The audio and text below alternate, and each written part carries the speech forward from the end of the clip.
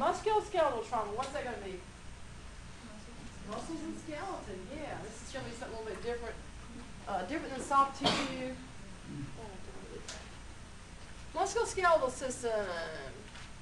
That's going to be our bones and our joints and our muscles, our cartilage. Is there one more on there? Are these types of injuries going to kill you? Possibly. Way down the list of threats, probably. You know, I twisted my ankle. Do what? So some of the bleeding through your bones, possibly. Yeah, it could. It'd have to be one of those really big bones. Ligaments. These are the ones we're most concerned with, we're going to be looking at tonight. Okay, y'all ready? Which one of these allows, hey, what's with the thing? You've already all answered. Yeah, we're that best. Okay, what's the trick here? Well, what's the answer?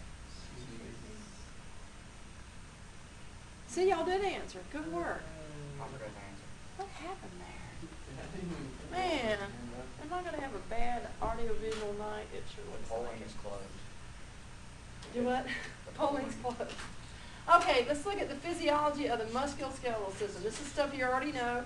We talked about the bones. That's the framework. The skeleton holds everything up. The joints allows you to bend over. I like that part. Muscles allow your movement. Cartilage gives us flexibility. Can't think of anything in particular you can think of that's like really flexible. That's cartilage. Your ears, your nose, yeah. Ligaments. Ligaments connect bone to bone. Okay? Tendons connect muscle to bone.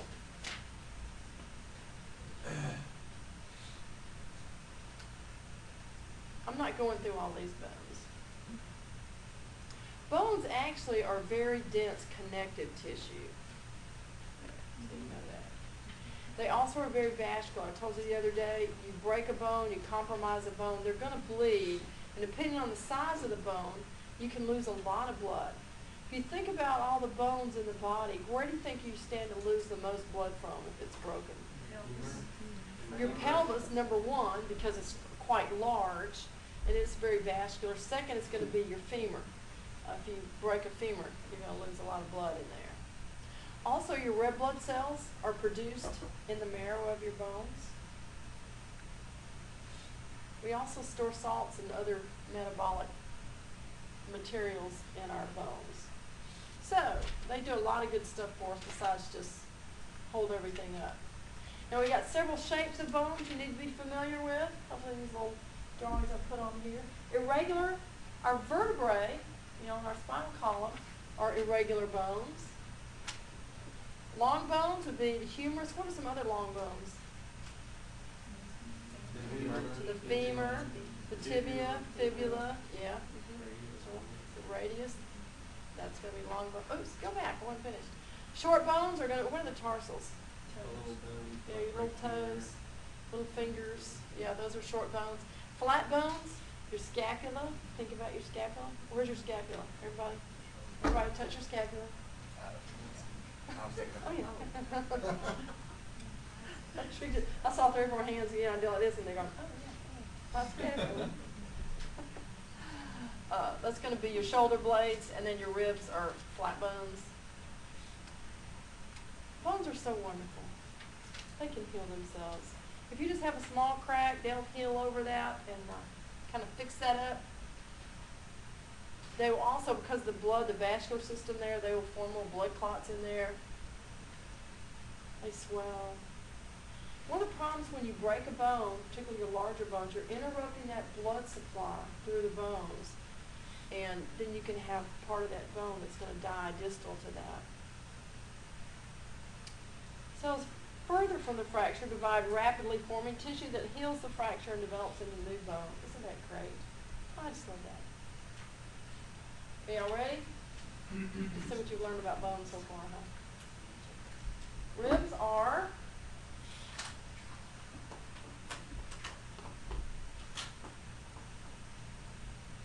come on. If y'all miss this, we're really in trouble. Ribs, come on now.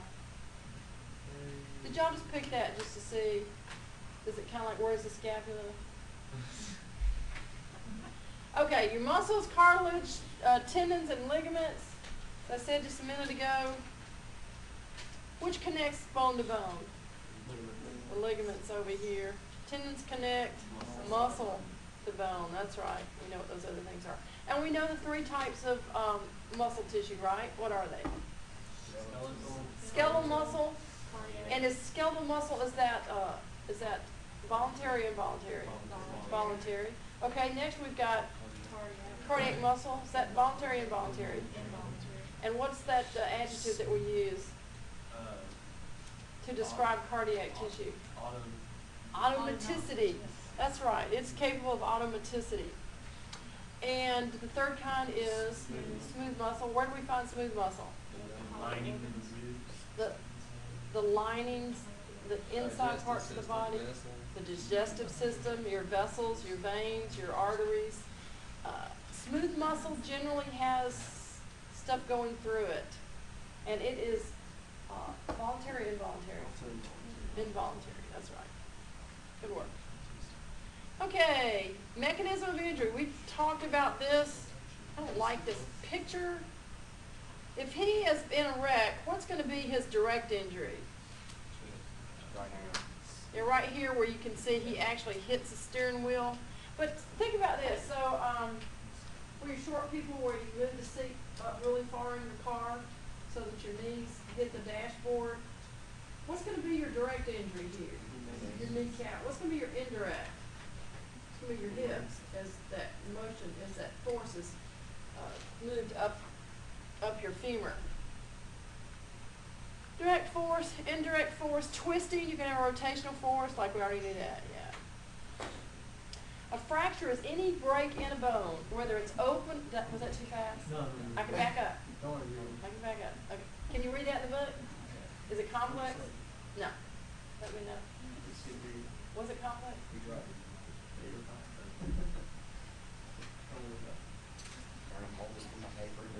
Okay. Here we go. You what? Do I have to give you another one? No. Okay. All right. Fractures, whether they're open or closed. What's going to be a closed fracture? Right. It didn't break the skin. An open fracture, it breaks the skin. So that doesn't have anything to do with whether it's displaced or not. Just open skin or closed skin. Comminuted fracture, that's going to be a bone that has fractured in several places. It almost has a little shattered look to it. That's comminuted. I got a picture here in a minute, I think. Green stick fracture. Do you know who we generally see? What patient population will have a green stick fracture? Huh? Little kids. Yeah. Their bones haven't really hardened well. So instead of breaking, they'll kind of... You ever broken a green stick off a tree and you can't get it to break and you pull it and you gnaw it and do everything to it and it just kind of looks like strands in there?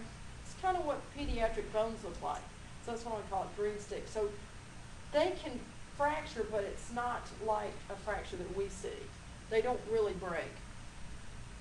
An angulated fracture, that's going to be something that it's got an angle that's not normal.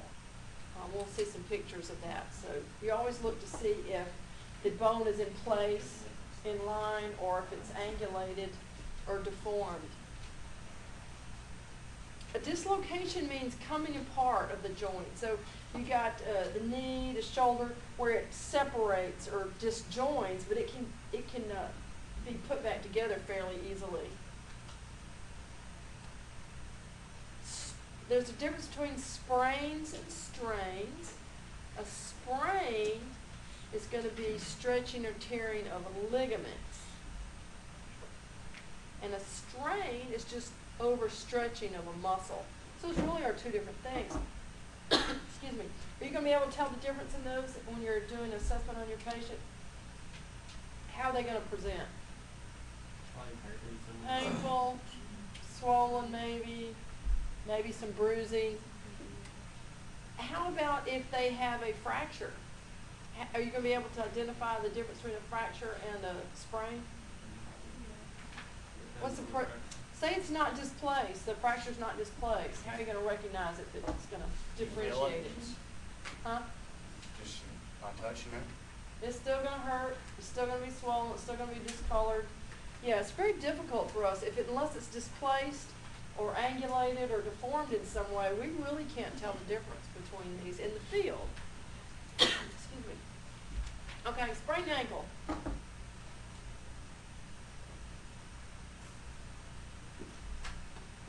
Yeah, weren't we just looking on that last screen? Do you know this one? Personally. Oh, the voice of experience. One more. Oh, oh, good job, y'all staying awake here. Wait, we should break more often, huh? Pictures of some breaks here. Segmental is different than comminuted. The comminuted, you can see it's several breaks. It's almost like a shatter. Segmental, where you've got, this is completely broken off. It's kind of like a flail segment, right? Yeah. Oblique, it's going to be a crosswise. Spiral, you can see that spiral break through there, that twist. Transverse is just directly across. And of course, you know, this is just location, proximal and distal. Pretty cool, huh? Which one of these fractures would you most want to have? The traverse? I think I don't want to have. I might go oblique. I don't really want any of those. Okay, injury to bones and connective tissue. Already talked about that. Oh, talked about that. Yes. Yes. Good work. Okay, y'all got your little clickers ready? That's a big start. So this one I won't pass over. I'll see that. Okay, what's that?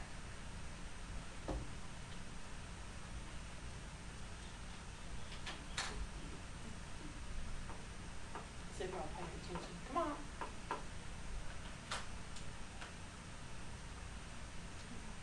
Okay, who picked green stick? Who picked comminuted? You know, I do have the ability to record these clickers and see who answered what. I think I'm going there. I think that's where I'm going next, because you guys are fooling around with me here. Oh, that's a bad one. Not all injuries can be confirmed as fracture in the field. So that I make that point because in your documentation, unless you're sure it was broken, like it's angulated or deformed or something, you don't want to say they broke their leg. We don't have an x-ray machine. If something ended up going to court, they're going to ask you, how'd you know it was broken? Oh, because I'm so smart. No. Now, if you have an x-ray and you can see this and go, yeah, that's broken. We do want to split whether it's a sprain or a strain or a fracture. For one thing, it reduces pain. It's also going to reduce blood loss from the bone if it's a broken bone. But even if it's torn tissue around there, you want to decrease the bleeding, and one way you're going to do that is by splinting it.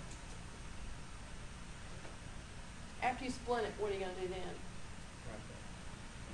Splint it and then wrap it up? I thought splinting wrapped it up. Yeah, you're going to check PMS. Put an ice pack on there. With your musculoskeletal injuries, as I said at the very outset, it's rarely life-threatening, but they very commonly can be very grotesque looking.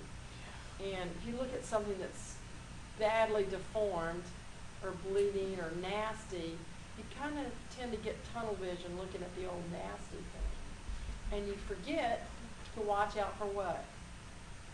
A, B, C. Yeah, life-threatening conditions. So don't be distracted by something that looks really nasty. You'll be assessing for pain and tenderness. Oftentimes, if it's a closed wound, pain and tenderness is what you're going to be looking for. When do we check for pain and tenderness as part of what acronym? DCAT, BTLS? Yeah, that's what all you're checking for there. Looking for deformity or angulation that's going to tell you it was broken, or it could be that, you know, the joint has been dislocated and you've got an angulation of some sort. Compartment syndrome. Now, they've only very recently started teaching you guys about compartment syndrome, and it's a good thing. Is anybody familiar with it at all? Have you ever had it or known anybody that's had it? No, my father-in-law got it years ago. Compartment syndrome occurs usually after a break of some sort, usually in the legs, and you get a considerable amount of swelling, but it swells all the way around the limb, not just on the distal or, lateral side, but it swells all the way around, and that swelling impedes the blood flow through there. And so no blood is going distally to the wound, and you'll see a lot of swelling, but the biggest thing is it's extremely painful. You got that with your foot? The whole thing is. Yeah, it can be pretty bad. If it compromises the blood flow there, you may lose that limb. So if you suspect compartment syndrome, they need to go to the hospital right away. You usually see this 3 or 4 hours after the break. It's had enough time to swell. You get a lot of fluid that builds up around there, a lot of bleeding down there. But the biggest thing is the pain is going to be beyond what you would expect for that kind of injury. I mean, the pain is just so intense. And oftentimes they have to just cut that to relieve the pressure. So if you Google compartment syndrome, you're going to see some pretty gross cuts on there where they've had to cut it to release that swelling. Assessment of all your musculoskeletal injuries. We talked about DCAT, BTLS. Crepitus is something you're going to be listening for. Crepitus is a word you need to know. That's going to be the sound of broken bone ends grinding together as they rub together. That's crepitus. Swelling, bruising. If you have an open fracture, you may have exposed bone ends. If you've got bones, say, sticking out around the tibia, fibula, do you want to manipulate that and put those back in the skin? Probably not so much. Can you think of a circumstance where you might want to do that? Or should want? Extremely cold. To do what? Say it's angulated, there's a bone sticking out. Usually we want to leave well enough alone, but can you think of a circumstance where you might need to manipulate that? To get a Femur? person out of a car. You might have to do it by accident to get them out of the car, but I mean where you would intentionally. Femur fracture? What if there's no pulse distal to that? You can hardly do too much worse damage. If that's not getting blood flow through there, you want to try to reestablish blood flow if you can. So sometimes with breaks, fractures, you may try to, we say, reduce a fracture where you move the bones back, so you may be able to. What would you use? Like a traction splint or something like that? Your hand? Yeah. Here, let me do that for you. Yeah. The only time you're going to do that, though, is if there's no pulse distal to that. If you palpate it, there's no pulse, then you may try to adjust it. They give you one chance at this level to try to reduce it or move those bones back. You're usually going to do it just by pulling the distal part and then kind of letting it go, and it kind of sets back together. Femur, we see it in arms, elbows. You may reduce that sometimes, but you're only going to do it if you've got vascular compromise, nervous compromise. Because if it remains in that compromised position for a certain amount of time, then they could lose the use of that limb. So it's worth a shot. But you only do it if they don't have a pulse beyond that, and you just get one shot. We talked about compartment syndrome. Read about compartment syndrome because lately that's been kind of big on National Registry. I mean, for years we never even talked about it. Now they're talking about it, so there's a good chance that you could get a compartment syndrome question on National Registry. The 6 P's of assessment. This is something that's particular to your book. I don't care if you remember it or not. Is it pain? Is it tender? What does the skin look like? Is it pale? Paresthesia means it feels like pins and needles. So you felt that, you go to sleep, your arm's up here, and then pretty soon it's like tingling around, like somebody sticking pins in it, or you sit on your leg too long. What does that only happen to me? Y'all looking like, what's she talking about? Yeah, see? Okay. Paresthesia. Pulses, if they're diminished or absent. If you've got a broken bone and distal to that, you don't have a pulse, what are you going to do? Try to reduce it. Try to realign it, yeah. Paralysis, that's never a good sign. If the patient feels a lot of pressure from the swelling, of course, if you've already got it splinted, you want to release some of that pressure by loosening your splint, but recognize that it could be developing compartment syndrome. When we see compartment syndrome, it's usually after the fact. It's not with the initial injury. The patient's either been seen and sent home, or they never went anywhere. So you may get up with them several hours, even to the next day, and they're just in excruciating pain, and you look at the limb and it's just really swollen, and it shouldn't look that bad just from a fracture, and you're going to suspect compartment syndrome. Blood loss. Now these are some figures you need to be familiar with, because if you do have patients with broken bones, you need to recognize that they can have significant bleeding from this. A tibia fibula break, usually we're going to see those around the ankle area. It could be anywhere. You're not going to see that in your book, I don't think. Is that in your book? I think there was a picture. Yeah. Yeah, they talked about the. Okay. Tib fib, you lose about a pint, about 500 cc's. This is rough. This is what it's capable of. It doesn't mean every time it happens they're going to lose that much blood. It'll really depend on the break and if it's displaced or not. If it remains in place, then you're probably not going to get that much bleeding out of it, not this volume anyway. A femur fracture, you can lose a liter of blood from each femur. So if you have bilateral femur fractures, you've lost a lot of blood, particularly if they're displaced. 4 pints of blood, if you have bilateral femur fractures, can kill you. So when we talk about doing your primary assessment, the primary assessment, we're looking for what? ABC. If these are closed fractures, I mean, with C, we're looking for any gross bleeding. We're not looking for this.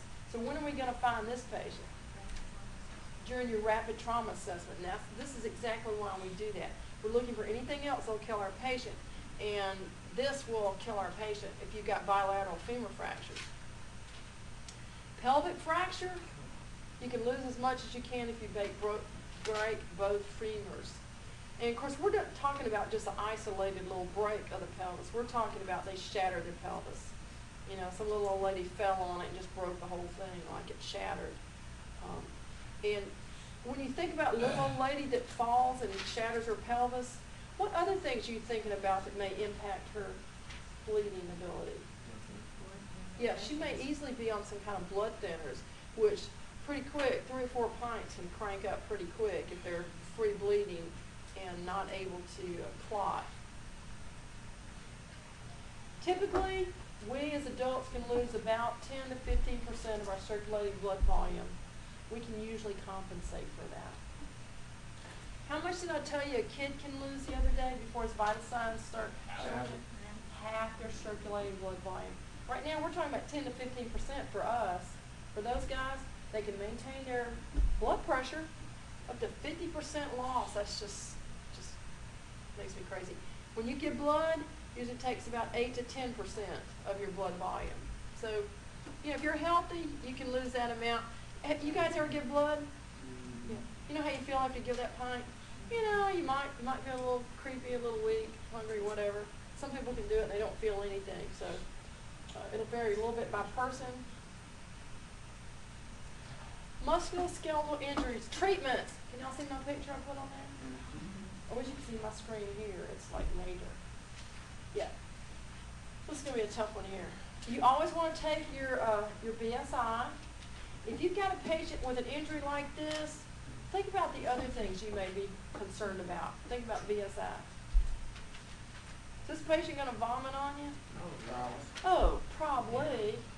You know, depending on, of course, if he's lost much blood, but just looking down there is going to make me vomit. How about you? Look down there, my foot is like cockeyed. Yeah, I'm getting real nauseated. Now, if this patient, if this is an isolated injury, does this look like you're going to need spinal mobilization? How are you going to decide if you're going to need to do spinal mobilizations?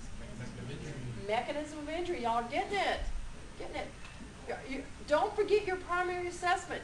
This is the kind of injury, I mean, I've seen where the ankles have just gone 360 all the way around like that. It's like, man, that is so neat. But if you get that tunnel vision going, how did you do that? Let's see how that goes. And this person's having trouble breathing because when they fell, they punctured the lung. You know, you may not see that immediately. You won't look at it and go, oh, look, that lung's punctured. But you'll look down here and go, oh, look at them bones. So yeah, don't be distracted by something that looks really nasty. Do your primary assessment. That's at the top of the list. Do not forget. Now we've done KED, we've done long spine board, we've measured for, you know, our C-collar, so we're going to be ahead of this game right here. Split any suspected extremity fractures after you treat anything that's life-threatening. If you've got multiple fractures, you've got a patient, if you've got multiple fractures, you've probably got an unstable patient, or a patient that's capable of being unstable very quickly. So how are you going to splint all their fractures? You're just going to like let them just flap? No, a long time more than Yep. You're going to mobilize them to long spine board. This is your giant splint. Long spine board is a giant splint. So if you put them on here and you strap down their arms and their legs and all that kind of stuff, they're not moving anything. Now, it's not as perfect as if you splint everything, but if you've got a multi-system trauma, you don't have time to splint. Let's put your arm, let's put your leg, let's do your finger, how about your nose? Put them on the long spine board and be done with it.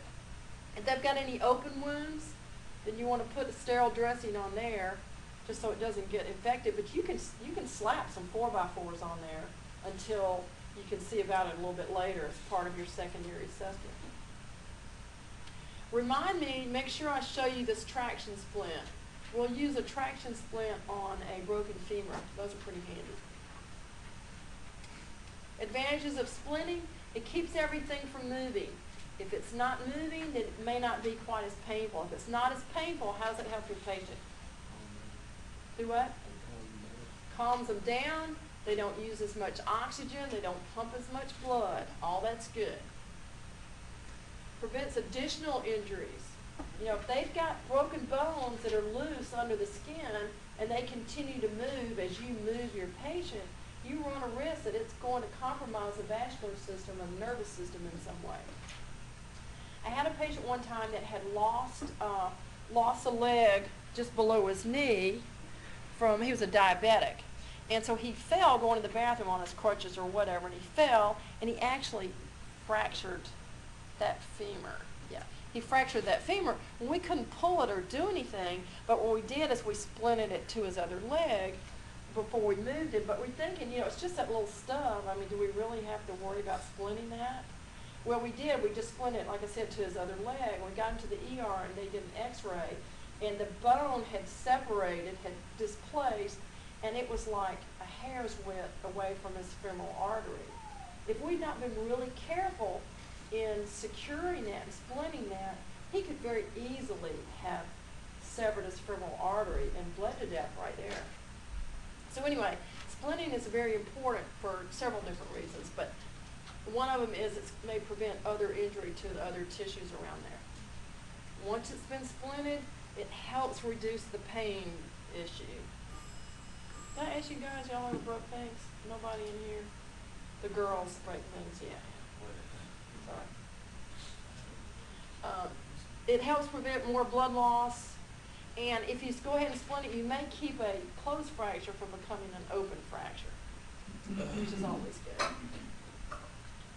Principles of splinting, you know, take care of anything life-threatening first. Splinting is way down the list of things you got to do. If they're not breathing, I hate it that your ankle's broken. If they're bleeding to death, I hate it that your ankle's broken. Now, you are going to have to expose the area so you can see it, so you can see how bad it is. If it's just a little twist, then you're not going to be looking at a loss of 1,000 cc's of blood, right? So you got to expose it so you can see it. You got to assess for PMS, or here CSM, which I can't remember what that is. Circulation, sensory, and motor. Sorry, I learned PMS, so that's what we're going to say. You have to assess that. Align the long bones. You want to put them in anatomical position, and that's important for your strains and your sprains. Anytime you splint a body part, you want to put it in anatomical position or the position of use. Like you'll see them, they'll splint your arm, and they'll usually put like a roll of gauze or something in your hand, or maybe a small ball to kind of let your fingers curve around there, because that's the position of use. So you want to try to provide a most comfortable position as you can. Don't stick the bones back in, okay? Why don't we stick the bones back in? Infection, and you may damage the other tissue around there. Right, we don't want to do that. Also, I bet that hurts one though. It's not, it hasn't happened to me, but it wouldn't be good. Okay, when you start your splinting, you want to mobilize the injury site, and you also want to mobilize the joints above and below the injury. So usually that's going to take two people. The first person will immobilize the injury. So if, say, you got a tib fib injury and it's just mid-shaft, right in the middle, then somebody's going to hold on either side of that to keep those bones from moving. Then somebody's going to secure the joints on either side, and then we're going to see about splinting that. But until you get it nice and splinted, somebody's going to hold those in so they don't jiggle around and do more damage.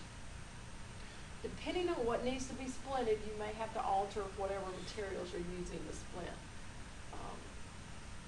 For instance, an ankle splints very well with a pillow or a blanket. You can just, we'll show you how to do that. You just kind of fold it around there. But we got some pre-packaged splints, commercial splints, but sometimes those may not be available. So when we splint, we're going to be just using stuff that you'd find laying around for the most part.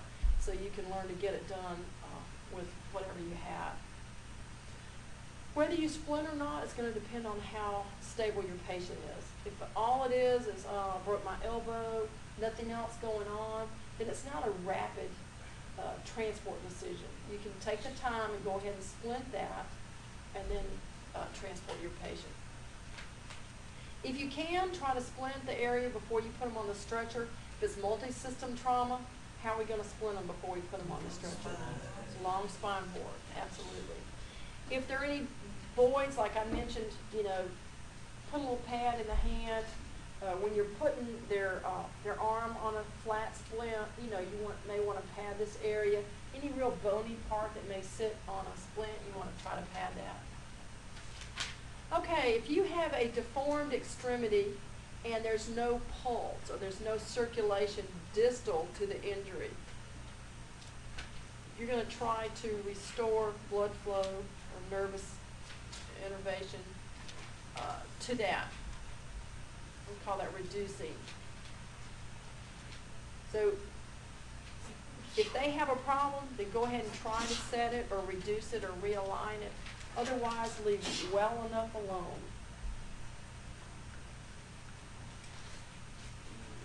Talk about that. Now, when you reduce that fracture, it's very painful, and it'll be painful for about 2 seconds. But you're going to do it very quickly. As I mentioned, you're going to grasp above the break, and then usually the joint below that, and you're just going to kind of pull it or stretch it, and hopefully they're going to go back together. If that doesn't happen for you, leave well enough alone. But tell them, this should make you feel better. Let's see if we can't fix this. How many of you guys have, like, who was that, Mel Gibson that would always knock his shoulder on the wall? Lethal Weapon? Yeah, was that what it was? You know, his shoulder would come out and he'd bang it on the wall. Do you guys do that? Man, I always have at least, you haven't done that? I don't believe it. You usually have at least 1 or 2 people. I'll do that. Dislocated my shoulder. Did you fix it? Yeah, I realized I pulled it back in. I mean, this is after a car wreck, after I flipped my car, and I realized my arm was not working. Yeah. So what'd you do? Pulling it. Pull it back? Yeah. And so we do that very frequently, you know. If a patient wants you to try that, say, well, you know, if you want me to. Anyway. Hazards of splinting. What does this mean, splinting the patient to death? What does that mean? It means you don't pay attention to ABC. Yep. You splint instead of worrying about the ABCs. So do not ever splint before taking care of anything that's life-threatening. Always assure ABCs. Be careful that you don't make your splint too tight. Usually that area is going to continue to swell, so you need to watch it. You got to make sure that you can see, if say it's on the arm, you've got to be able to have access to the fingers. You've got to be able to feel a pulse. You've got to be able to see if they're getting pale. You've got to see if they're starting to swell. If they're starting to turn purple, what's the problem?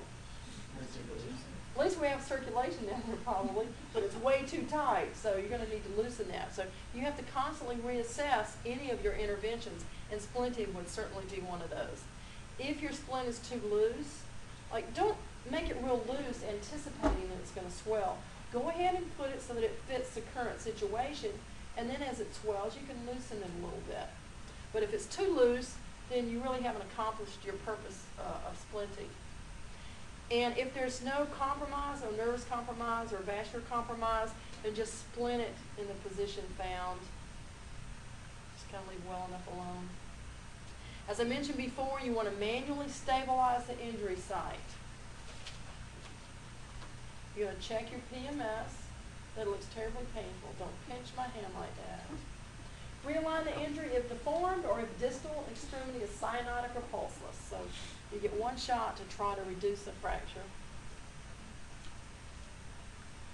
Splinting, you want to measure the splint. Okay, you want to have the right size there. You can see, you usually have two people, one person, or sometimes your patient can hold that for you. You know, it's like, hold this, or you put a splint on there, get them to help you hold it. Otherwise, you may have to have a partner or somebody do that.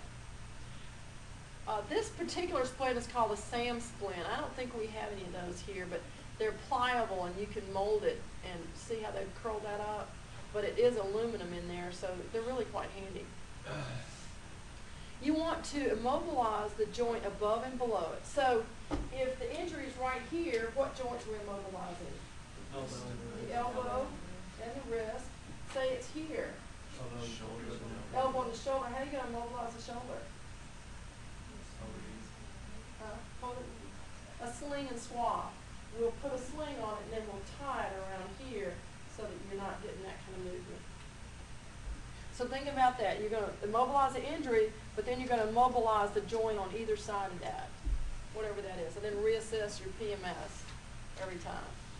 Traction splint, I'm just going to go through here quickly because we're going to do this in lab. Seeing these pictures don't help you at all, I hate to tell you. Well, there really weren't many pictures. Specific injuries. Shoulder girdle, I can't talk tonight. Shoulder girdle injuries. Usually these are going to be painful. You'll usually notice that the shoulder appears to be dropped. I haven't seen people with broken shoulders, haven't you? It can displace forward or displace backwards. You see this sometimes if they've had a severe blow to the back on the scapula area where it actually displaces it forward. I just told you that. Let's see if you remember.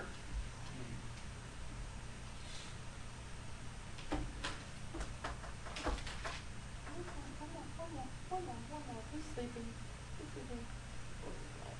Hey, y'all paying attention. Good work. Okay, the sling and swab. Here's a picture of the sling and swab right here. Shoulder girdle injuries, don't try to straighten it or reduce it unless you do it yourself. Forearm, hand, wrist injuries. This is what we call a Colles fracture, C-O-L-L-E-S. These you may try to reduce. Painful. Signs and symptoms, we don't need those signs and symptoms. Use a padded splint. Now for this fracture, what are you going to mobilize? Huh? The elbow and what else?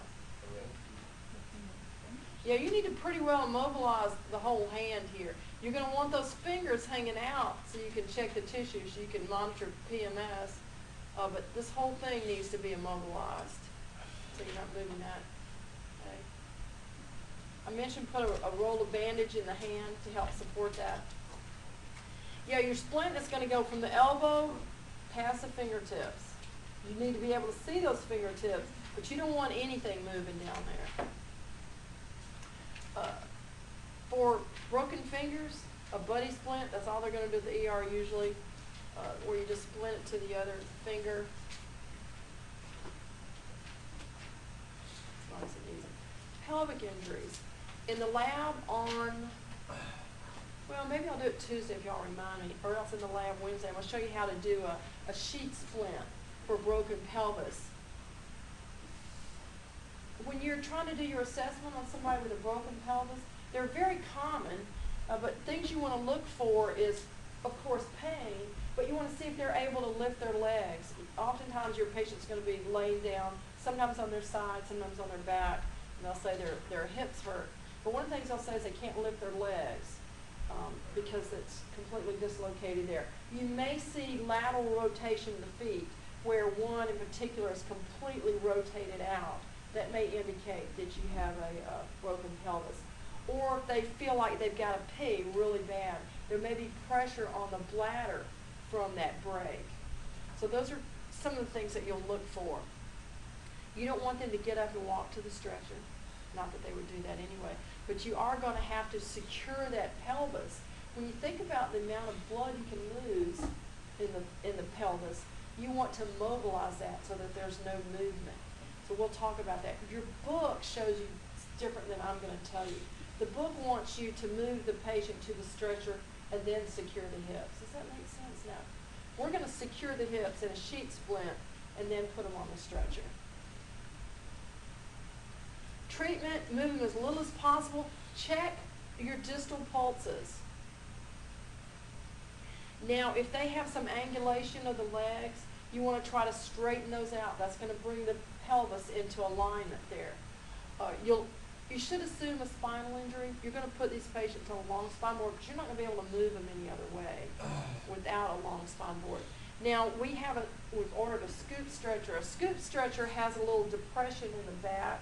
You know, when you lay, instead of laying completely flat on a spine board, it has a slight depression in there. Those are much more comfortable for a patient with a broken pelvis. If you don't think they have a cervical spine injury, you can use one of those. And you want to treat them for shock because, yep, how much blood loss possible? Yeah, 3 or 4 liters. Lots. Assessment, this would be some lateral rotation here.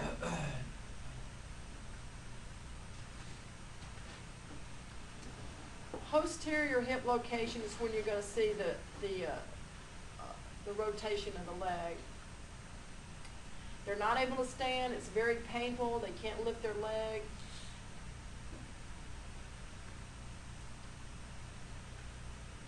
Treatment says PMS. There are several ways you can immobilize the legs and the hips. Sometimes you may put a blanket or pillows between the legs like this, and you may actually, after you do that, you may secure it with a sheet if you need to. Most of the time we're going to put a sheet splint right around the hips, but putting a pillow or a blanket between the knees is going to be much more comfortable for them because nobody stands like this. I mean, that's just not real comfortable. You're not in good alignment that way. So this, with your legs, you know, shoulder width apart, is going to be the most comfortable to you. So you may have to put a pillow or a blanket in there and then strap up their hips, and it'll be much more comfortable for them.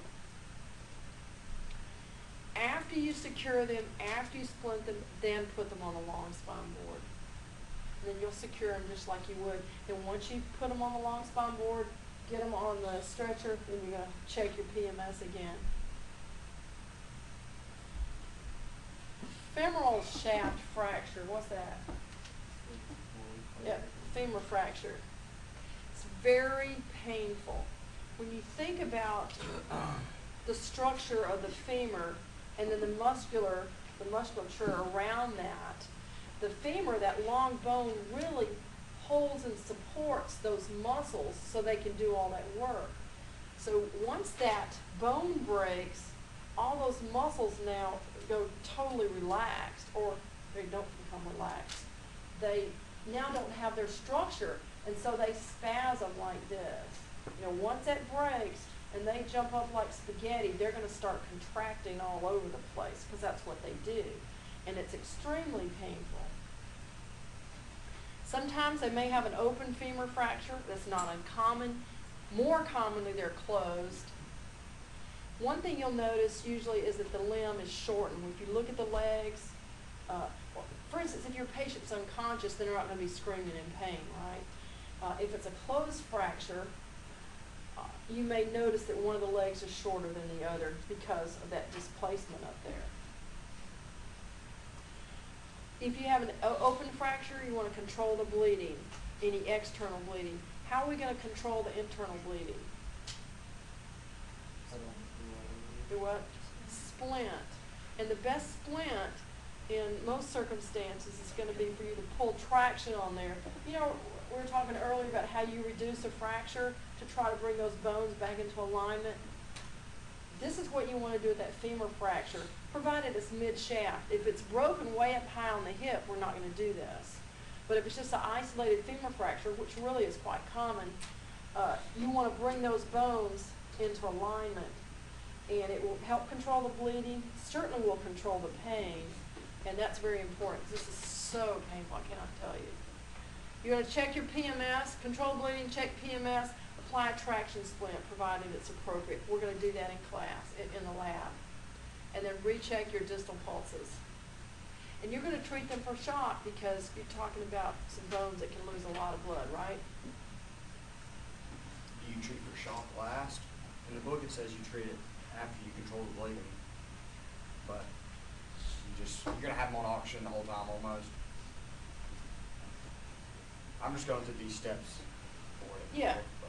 Well, you're going to be putting them on oxygen and that kind of stuff as you go along. Yeah. Once you have pulled traction, you've got that completed, you want to make sure they're covered up, make sure that their oxygen is working appropriately. But the point here is just to recognize they've lost a lot of blood, Okay. and that it is definitely a rapid transport. Knee injuries, those hurt. Anybody here had a knee injury? Like every day? Just about? No? Hadn't hurt your knee? Okay.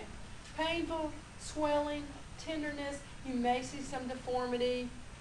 Usually we're just going to splint it in whatever position is found. And there are different ways you can do that too. I mean, you can put splints, you know, if it's like this, you can put splints on either side and just wrap that. You can put a pillow under there.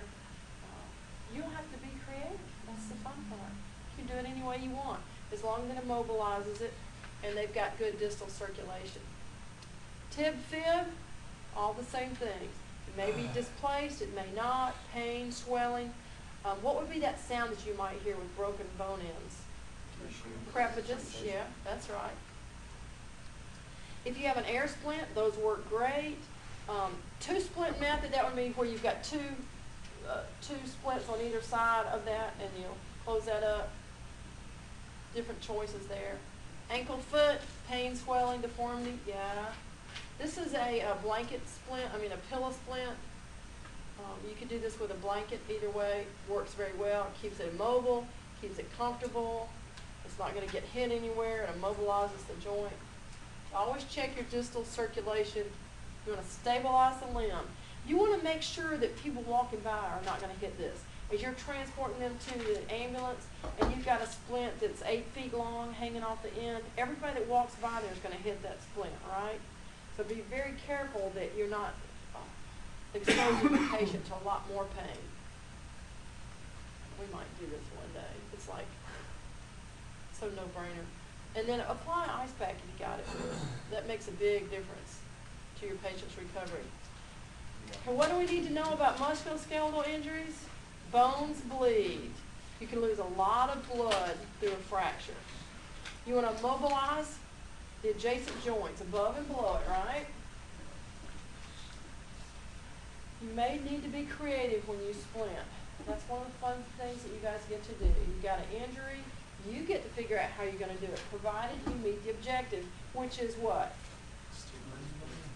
All right, stabilize the fracture, stabilize above and below it, and then make sure you've got distal circulation. Good work. You should try to splint before you move them, if possible, but if they've got multi-system trauma, splinting them is way down the list. Yeah, if they got multi-system trauma, don't waste time splinting. Get on the road. You can use a long spine board as a splint. Pelvic fractures, femur fractures, very severe internal bleeding. Okay, patients who suffer fractures can be in extreme pain. Pain can cause anxiety and elevated pulses. How could you differentiate between a patient who has a rapid pulse and anxiety from pain versus patient with rapid pulse and anxiety from shock? How are you going to be able to tell who's who? Mental status. Mental status, if they got a decreasing mental status, what would that mean? Could be, if they have a decreasing mental status, what could that mean? Shock. Okay, what else we look for? Mechanism of injury. Anything else? Huh? Well, we'll check PMS. If it's just, when shock, it may be weak and thready, but, you know, if they're a real Internal tachycardia, bleeding? how would we be able to know Ah, that? yeah. You're gonna look at vital Swelling. signs. If they're going into shock, they're gonna get worse. You know, whereas if it's just anxiety and pain, you put them on oxygen, you stabilize that, they should get better, right? See if I wrote that down. Okay. This is not too bad. What time is it? Is y'all so happy? Sorry, Friday. On Tuesday, we have a test Tuesday? It's the No 25th. test Tuesday. Okay, that's good. So we're gonna be covering some more trauma next week. So try to read those chapters on Tuesday. Anybody doing anything fun over the weekend? Working? That's fun. Is that fun? Or you usually have